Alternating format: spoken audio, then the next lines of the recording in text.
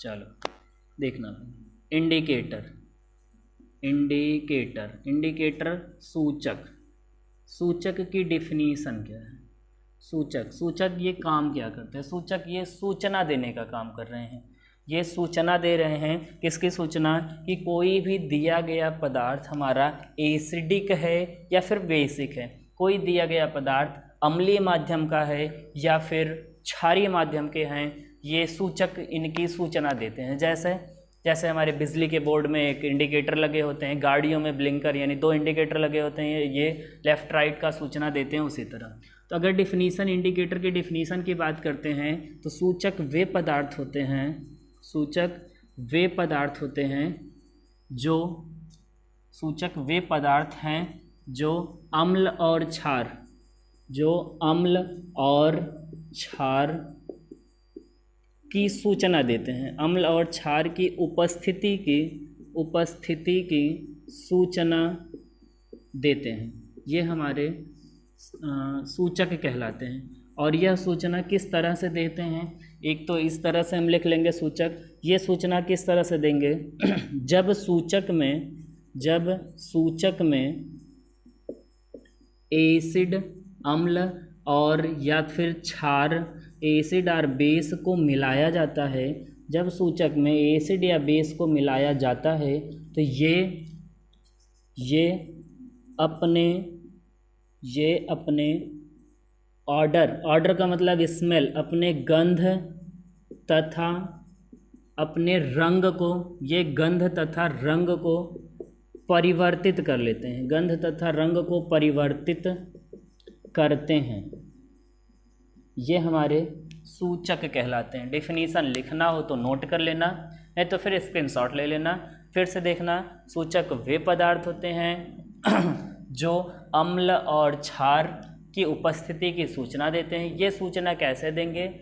जब किसी इंडिकेटर में एसिड और बेस को मिलाते हैं, तो जब एसिड और बेस को मिलाते हैं तो या तो ये अपने गंध में कोई परिवर्तन करते हैं या तो अपने रंग में कोई परिवर्तन करते हैं। इन दोनों के बेसिस के आधार पर हम एसिड और बेस के बारे में जानते हैं। यानी रंग में कुछ परिवर्तन हुआ तो क्या होगा, गंध में परिवर्तन हुआ तो क्या होगा, इसके टर्म पे हम एसिड और बेस के बारे में सीखते हैं। ये था हमारा सूचक।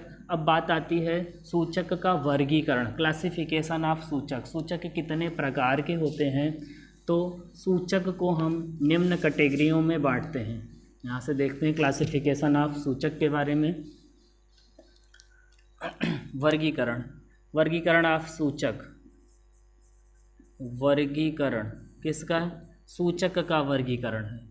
तो यहाँ से ये मेनली 4 टाइप्स में डिवाइड होते हैं, 4 टाइप्स में डिवाइड होते हैं। ये हो गया इंडिकेटर, एक हमारा है, 1 2 और ये 3 और ये 4। यहाँ से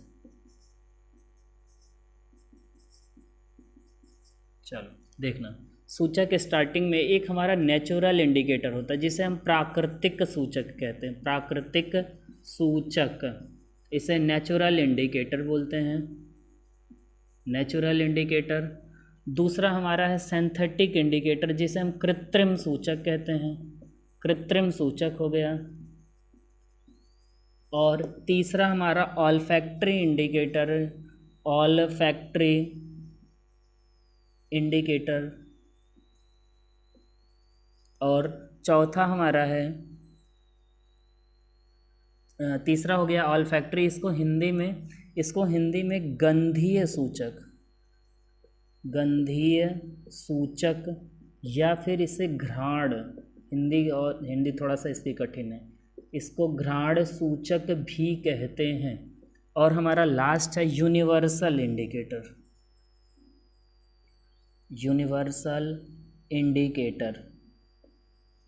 ये हमारे 4 सूचक हैं। इन्हीं 4 सूचक के बारे में हम थोड़ा सा डिस्कस करेंगे।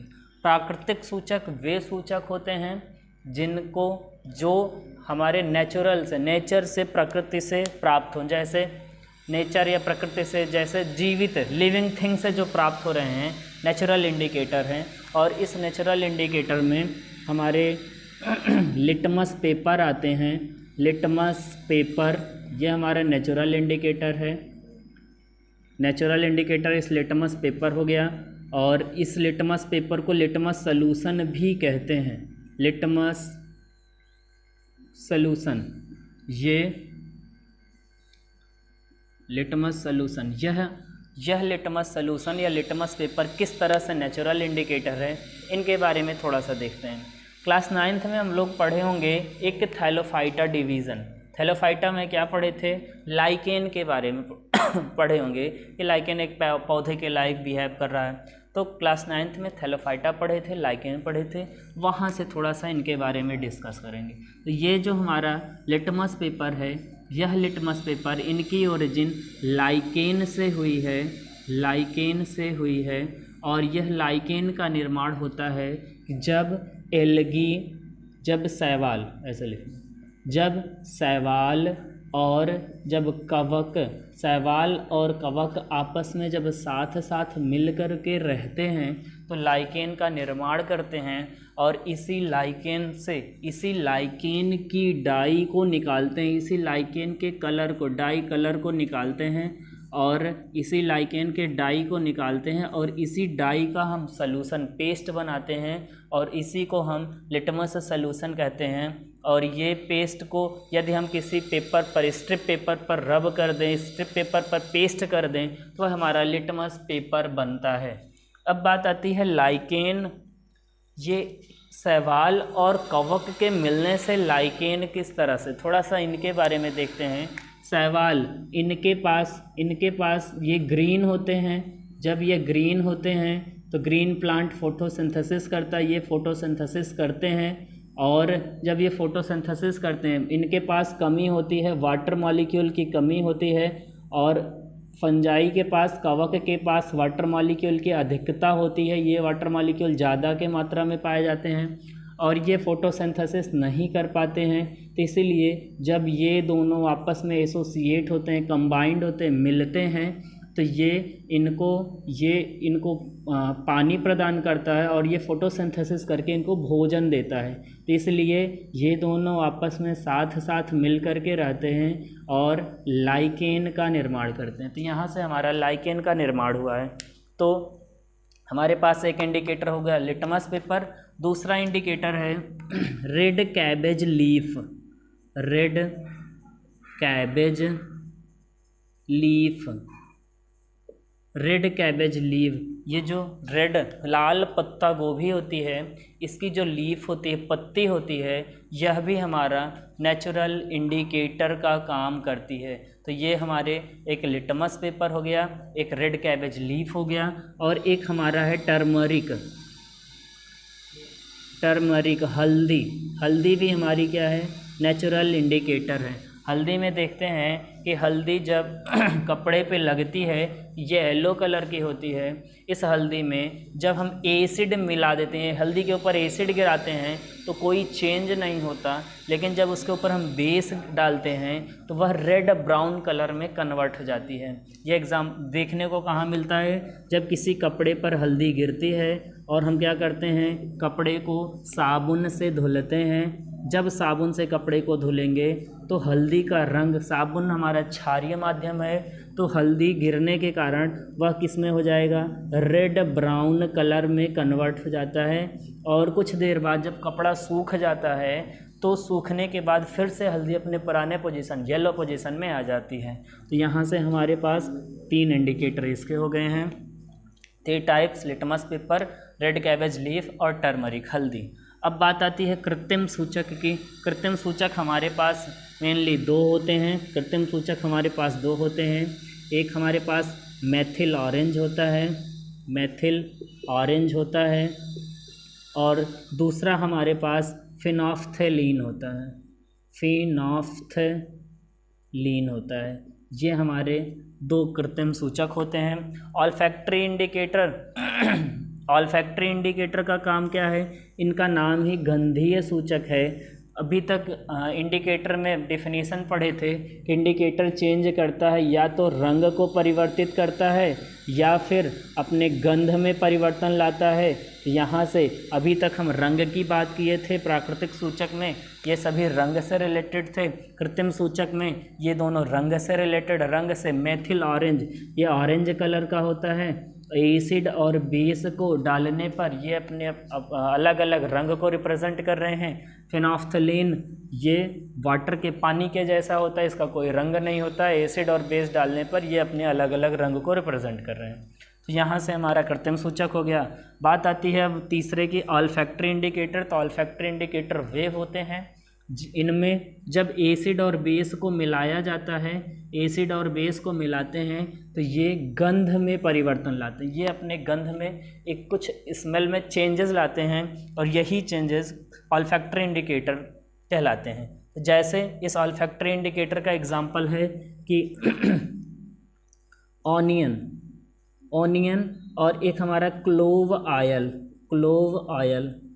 ऑनियन यानी प्याज और क्लोव ऑयल लौंग का तेल, ये दोनों हमारे ऑल्फैक्टरी इंडिकेटर हैं। ऑनियन में, प्याज में जब हम एसिड मिलाते हैं, तो जब हम प्याज में एसिड मिलाएंगे तो ये कोई परिवर्तन नहीं, इसके स्मेल में कोई चेंजेस नहीं होता है, ये अपने पुराने स्मेल में रहते हैं जैसे थे वैसे। और जब हम इसमें बेस मिलाते हैं तो इस बेस जब मिलाएंगे तो ये इसका स्मेल चेंज हो जाएगा। एसिड मिलाने पर इसके स्मेल में नो चेंज होता है, कोई परिवर्तन नहीं होता है। और जब बेस मिलाते हैं तो इसका स्मेल चेंज हो जाता है, यहाँ से हमारा ऑनियन ऑयल हो गया। क्लोव ऑयल, लौंग का तेल, यह भी वही काम करता है। इसमें एसिड और जब बेस मिलाते हैं तो ये भी अपने स्मेल को परिवर्तित करता है। चौथा है लास्ट वाला हमारा यूनिवर्सल इंडिकेटर। यूनिवर्सल इंडिकेटर सभी इंडिकेटरों का एक मिक्स होता है, मिक्सचर कह सकते हैं, और ये अपने अलग अलग प्रॉपर्टी, अलग अलग गुणधर्म दिखाते हैं। जैसे हम लोग पढ़े होंगे 7 रंग के बारे में, 7 रंग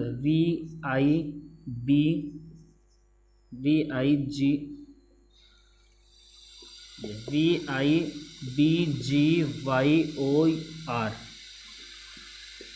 ये कलर। इसमें क्या होते हैं कि यूनिवर्सल इंडिकेटर अपना अलग अलग रंग दिखाते हैं। जब इसमें एसिड मिलाया जाता है तो ये येलो कलर, ऑरेंज कलर और रेड कलर दिखाते हैं, 3 चीज़ें। जब इसमें एसिड मिलाते हैं तो ये 3 चीज़ें दिखाते हैं। एक ऑरेंज कलर दिखा रहा है, एक रेड कलर दिखाते हैं, एक येलो कलर। एसिडिक माध्यम जितना ज़्यादा होगा, इनका रेड कलर उतना ज़्यादा प्रबल होता है, उतना ज़्यादा तेज होता है।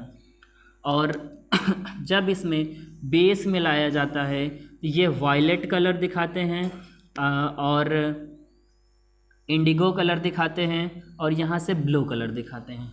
और जब इसमें हम साल्ट को मिलाते हैं तो ये हमारा ग्रीन कलर को दिखाता है। तो यहाँ से ये यूनिवर्सल इंडिकेटर के बारे में हो गया। एग्ज़ाम में सिर्फ क्वेश्चन आता है एसिड क्या है, बेस क्या है, इनके बारे में, या फिर साल्ट क्या है। कभी कभी तो क्वेश्चन आता है न्यूट्रलाइजेशन रिएक्शन किसे कहते हैं, न्यूट्रलाइजेशन प्रोसेस क्या है।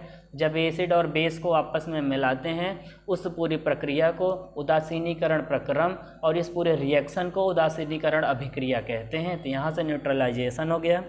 और आता है इंडिकेटर क्या होते हैं, इंडिकेटर के प्रकारों का वर्णन करना है। तो इंडिकेटर वे होते हैं जो हमें अम्ल और क्षार की सूचना देते हैं। अम्ल और क्षार की सूचना तब देंगे जब इसमें एसिड और बेस को मिलाते हैं। जब एसिड बेस को मिलाएंगे तो ये अपने रंग में परिवर्तन या फिर अपने गंध में परिवर्तन करके अम्ल और क्षार की सूचना देते हैं। वर्गीकरण की बात होती है, वर्गीकरण में 4 होते हैं, प्राकृतिक नेचुरल इंडिकेटर, कृत्रिम हो गया, ऑल्फैक्टरी इंडिकेटर और यूनिवर्सल इंडिकेटर। ये 4 प्रकार के इंडिकेटर हो गए। इन चारों का वर्गीकरण हो गया। तो अब अगले टॉपिक में हम लोग डिस्कस करने वाले हैं कि एसिड और बेस की क्या केमिकल प्रॉपर्टी होती है, ये किस तरह से किसके मेटल के साथ कैसे रिएक्ट करेंगे, मेटल ऑक्साइड के साथ कैसे रिएक्ट करेंगे और रिएक्ट करने के बाद क्या फॉर्मेशन करते हैं। इन सभी की प्रॉपर्टी की चर्चा हम अगले वीडियो में करते हैं। और इस चैप्टर में थोड़ा सा और देख लेना, इस चैप्टर में मेन मेन क्या क्या क्वेश्चन है, एक एसिड बेस के बारे में क्वेश्चन पूछ लेता है एग्ज़ाम में, एसिड बेस के बारे में, और एक पूछता हमारा न्यूट्रलाइजेशन से कभी कभी पूछ लेता है, नहीं तो फिर इंडिकेटर से सबसे ज़्यादा पूछता है, इंडिकेटर सूचक के बारे में, और इसका इंडिकेटर के वर्गीकरण के बारे में पूछता है। फिर उसके बाद साल्ट के बारे में आता है, और इस साल्ट में जो हमारे कई तरह के साल्ट है, जैसे बेकिंग सोडा है, नॉर्मल साल्ट है, और वॉशिंग सोडा है, इन सभी, जिप्सम हो गया, इन सभी के मेथड, प्रिपरेशन, प्रॉपर्टीज़ के बारे में, और एसिड बेस के केमिकल प्रॉपर्टीज़ के बारे में। यही 4 टाइप्स के सवाल इस चैप्टर से बनते हैं। तभी हम एसिड बेस कवर किए हैं, इंडिकेटर कवर हो गया है, अब एसिड बेस की केमिकल प्रॉपर्टीज़ कवर होगी, फिर उसके बाद साल्ट के बारे में आते हैं। तो देखते रहिए चैनल, लाइक और सब्सक्राइब करते रहिए। धन्यवाद।